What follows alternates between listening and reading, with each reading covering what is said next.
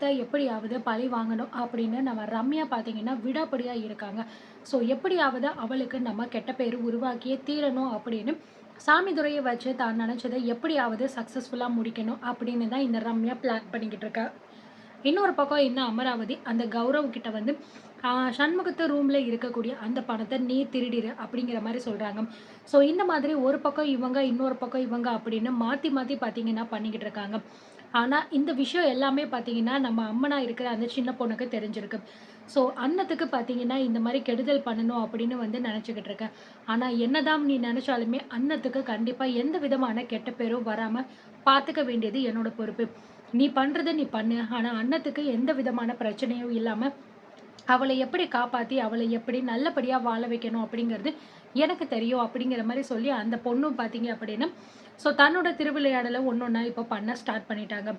Night time வந்து எல்லாருமே தூங்குனதுக்கப்புறம் நம்ம சாமிதுரை வந்து உள்ளே வராரு. வழக்கம் போல் அந்த ஆள் நிதானமாக இல்லாமல் குடிச்சிட்டு வந்திருக்காரு போல இருக்கு. ஸோ வர்றப்பையே பார்த்தீங்கன்னா தேவையில்லாமல் எதையாவது ஒன்று பேசிட்டு புலம்பிக்கிட்டே வந்து வீட்டுக்குள்ளே வராரு. பக்கத்தில் வந்தோடனே நம்ம ரம்யாவுக்கு ஃபோன் பண்ணுறாங்க. இந்த மாதிரி நான் வீட்டு பக்கத்தில் வந்துட்டேன் அப்படின்னு சொல்லிட்டு. சரியான நேரத்தில் தான்ப்பா வந்திருக்கீங்க. வீட்டில் இப்போ எல்லாருமே அசந்து தூங்கிக்கிட்டு இருக்காங்க. உங்களுக்காக தான் நான் இவ்வளோ நேரம் வெயிட் பண்ணிக்கிட்டு இருந்தேன். நான் சொன்ன மாதிரி நீங்கள் சரியாக வேலையை முடிச்சுட்டு எனக்கு ஃபோன் பண்ணுங்க அப்படின்னு ரம்யா வச்சிடறேன்.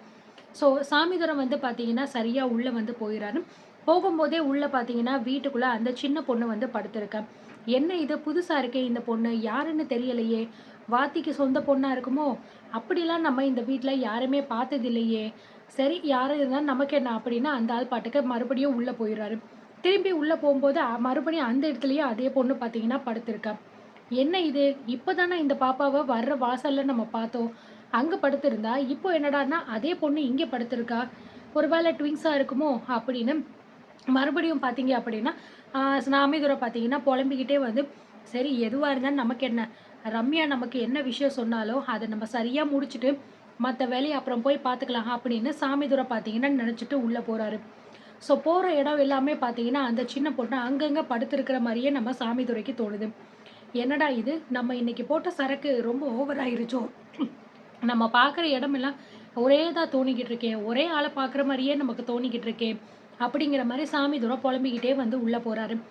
ஏற்கனவே உள்ளே பார்த்தீங்க அப்படின்னா சண்முகத்தோட ரூமில் நம்ம கௌரவ் வந்து இருக்காரு. ஸோ எப்படியாவது அந்த ஆள் வந்து தூங்கிட்டு இருக்கிற அந்த நேரம் பார்த்து பணத்தை எடுத்துடணும் அப்படிங்கிற மாதிரி நினச்சி பார்த்தீங்கன்னா கௌரவ் வந்து பிளான் பண்ணி உள்ளே இருக்காரு. கரெக்டாக வந்து அந்த நேரம் பணத்தை எடுக்கலாம் அப்படின்னு நினைக்கும் போது நம்ம சண்முகம் பார்த்தீங்கன்னா எழுந்திரிச்சுறாரு.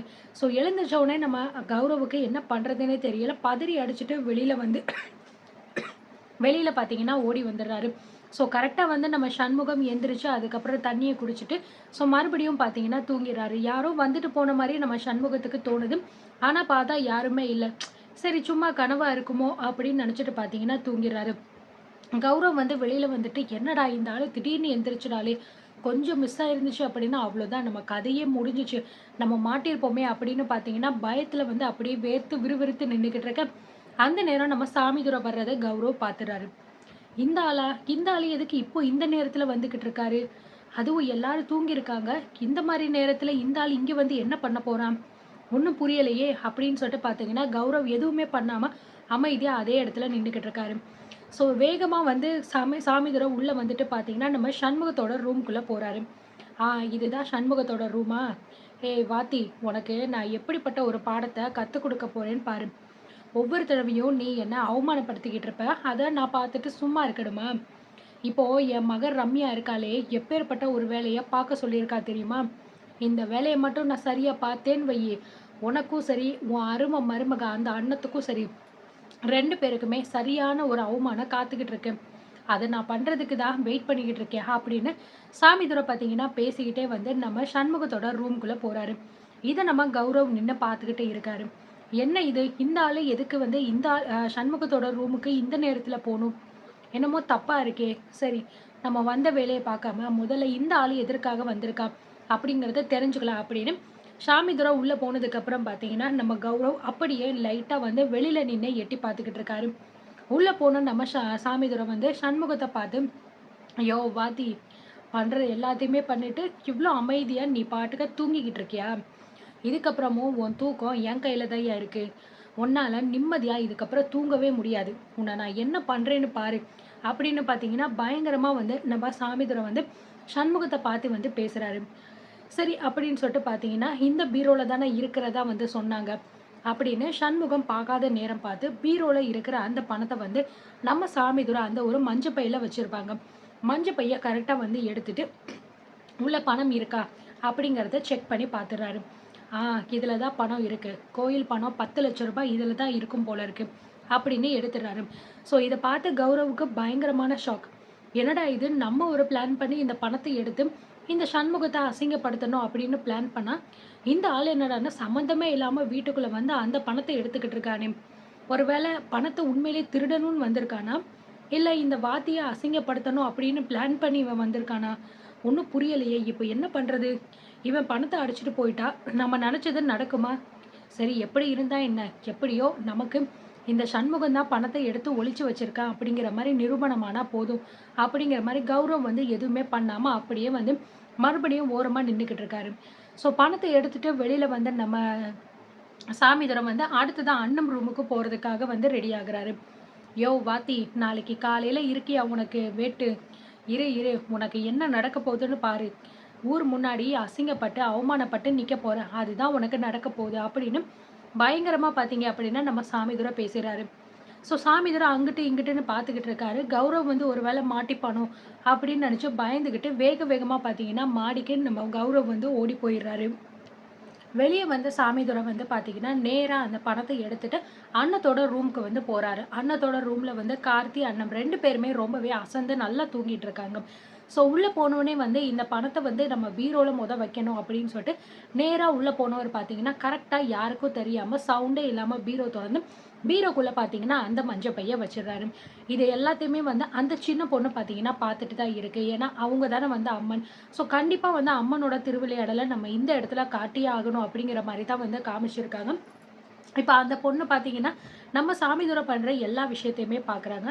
ஓஹோ, அன்னத்துக்கு நீ வந்து கெட்ட பேர் வாங்கி கொடுக்கணும் அப்படிங்கிறதுக்காக தண்ணியை போட்டு வந்து இவ்வளோ கேவலமான ஒரு காரியத்தை பண்ணிக்கிட்டு இருக்கியா? உலகத்தில் எந்த அப்பனுமே ஒரு பெத்த பொண்ணுக்கு செய்யக்கூடாத ஒரு காரியத்தை நீ பண்ணிக்கிட்டு இருக்க. உனக்கு அண்ணன் பொண்ணா வந்து பிறந்துட்டா, அதுதான் அவள் பண்ண பெரிய தப்பு. அது மட்டும் கிடையாது, அண்ணன் மாதிரி ஒரு பொண்ணு உனக்கு கிடைச்சிருக்கா, அதுக்கு நீ அவளுக்கு கோயில் கட்டி கும்பிடணும். ஆனால் நீ என்னடான்னா எவ்வளோ ஒருத்தி சொன்னா அப்படிங்கிறதுக்காக உன் பெத்த பொண்ணையே நீ அசிங்கப்படுத்தணும் அவமானப்படுத்தணும் அப்படின்னு நினச்சிக்கிட்டு இருக்க. உன்னை என்ன பண்ணுறேன்னு பாரு அப்படின்னு பார்த்தீங்க அப்படின்னா அந்த பாப்பாவுமே வந்து பின்னாடியே நின்று சொல்லிக்கிட்டு இருக்கா. ஆனால் சாமிதுரைக்கு அந்த பொண்ணு நிற்கிறது எதுவுமே தெரியலை. ஸோ நினச்ச மாதிரியே கரெக்டாக உள்ளே வந்து அந்த பணத்தை வச்சுறாரு. வச்சுட்டு பார்த்தீங்கன்னா திரும்பிட்டு வெளியே வந்துட்டு நாளைக்கு காலையில் விடிஞ்சதுக்கப்புறம் இந்த வீட்டுக்குள்ளே ஒரு பெரிய பிரளயமே வெடிக்க போகுது. ரம்யா சொன்ன மாதிரி நம்ம வேலையை பக்காவாக முடிச்சிட்டோம், யாரும் பார்க்குறதுக்கு முதல்ல வெளியே போயிடலாம் அப்படின்னு சாமிதுரை பார்த்தீங்கன்னா வெளியில் போயிடுறாரு. வெளியில் போயிட்டு உடனே பார்த்தீங்கன்னா நம்ம ரம்யாவுக்கு ஃபோன் பண்ணுறாரு. நம்ம ரம்யாவுக்கு தூக்கமே இல்லை. உள்ளே போனவர் என்ன பண்ணாரு, சரியாக விஷயத்த பண்ணிட்டாரா இல்லை மாட்டிக்கிட்டாரா சொதப்பிக்கிட்டாரா அப்படிங்கிற ஒரு பயம் பதட்டம் நம்ம ரம்யாவோட மனசுக்குள்ளே இருக்குது. வெயிட் பண்ணிகிட்டே இருக்கும்போது சாமிதுரை கிட்டேருந்து ஃபோன் வரதை பார்த்து நம்ம ரம்யா வேகமாக ஃபோன் எடுத்து, என்னப்பா என்ன ஆச்சு, நான் சொன்னதை கரெக்டாக பண்ணிட்டீங்களா அப்படின்னு சொல்ல, இங்கே பாருமா ரம்யா, எதுக்கும் நீ பதட்டப்படாத. நீ சொன்ன மாதிரி அந்த வாத்தி ரூமில் இருக்கிற பணத்தை எடுத்துட்டு கரெக்டாக அண்ணத்தோட ரூமில் நான் வச்சுட்டேன். இதுக்கப்புறமும் காலையில் என்ன பண்ணணுமோ அதை நீ தாராளமாக பண்ணிக்கோ, அது உன்னோட நேரம் அப்படிங்கிற மாதிரி சொல்கிறாரு. ஸோ இதை கேட்டு நம்ம ரம்யாவுக்கு பயங்கரமான சந்தோஷம் மனசுக்குள்ள. அப்பாடா, ஒரு வழியாக இந்த குடிகாரனை வச்சு நம்ம என்ன செய்யணும்னு நினச்சோமோ அது பக்காவாக செஞ்சாச்சு. இனிமே விடியட்டும், நாளைக்கு காலையில் அந்த அன்னத்துக்கு எப்படிப்பட்ட ஒரு கேவலமான பேர் வரப்போகுது அப்படிங்கிறத நம்ம காட்டலாம் அப்படின்னு ரம்யாவும் பார்த்தீங்கன்னா ரொம்ப சந்தோஷமாக ரூம்குள்ளே போயிடுறாங்க. ஸோ சாமிதுரை வந்து பேசிட்டு ஃபோனை வச்சுட்டு இந்த பக்கம் திரும்பினா அந்த சின்ன பொண்ணை அந்த மஞ்சள் பையோட வெளியில் வந்து நின்றுக்கிட்டு இருக்கா. இதை பார்த்து நம்ம சாமிதுரை ரொம்பவே ஷாக் ஆகி, ஏய் நீ என்ன இங்கே பண்ணிக்கிட்டு இருக்க? ஆமாம், இந்த மஞ்சள் பை உன் கையில் எப்படி வந்துச்சு? என்ன ரூமில் இருந்ததை நீ எடுத்துகிட்டு வந்தியா? ஐயய்ய, உன்னை யார் இந்த வீட்டுக்குள்ளே விட்டது? ஆமாம், நீ யார்? எதுக்கு தேவையில்லாத விஷயத்த நீ பண்ணிக்கிட்டு இருக்க? உன்னை யார் இந்த மஞ்சப்பையை எடுக்க சொன்னது அப்படின்னு பார்த்தீங்கன்னா சாமிதுரை போதையில் வந்து அந்த பொண்ணுக்கிட்ட கேட்க, இந்த மஞ்சப்பையே எங்கே இருக்கணுமோ அங்கே தான் இருக்கணும். நீங்க தான் தேவையில்லாம மாத்தி வேற இடத்துல வச்சுட்டு போயிட்டீங்க. அதான் நான் எடுத்து இத உங்ககிட்ட குடுக்கலாம் அப்படின்னு வந்தேன்" அப்படின்னு சொல்ல, "என்னது என்கிட்ட குடுக்க போறியா? இங்க பாரு பொண்ணே, நீ யாருன்னு கூட எனக்கு தெரியாது. எனக்கு வர்ற கோபத்துக்கு உன்ன நான் என்ன பண்ணுவேன்னே தெரியாது. எங்க இருந்துச்சோ அந்த இடத்திலேயே போய் வை போ" அப்படின்னு சொல்ல, அந்த சின்ன பொண்ணும், "சரிங்க, நீங்க சொன்ன மாதிரி நான் அதே இடத்துல போய் வச்சுர்றேன்" அப்படின்னு அந்த சின்ன பொண்ணும் பார்த்தீங்கன்னா போயிர்றா. ஆனா உண்மையிலே இதுக்கப்புறம் தான் ஒரு பெரிய ட்விஸ்ட் இருக்க போகுது. அது என்ன அப்படிங்கிறத பார்த்து தெரிஞ்சுக்கலாம்.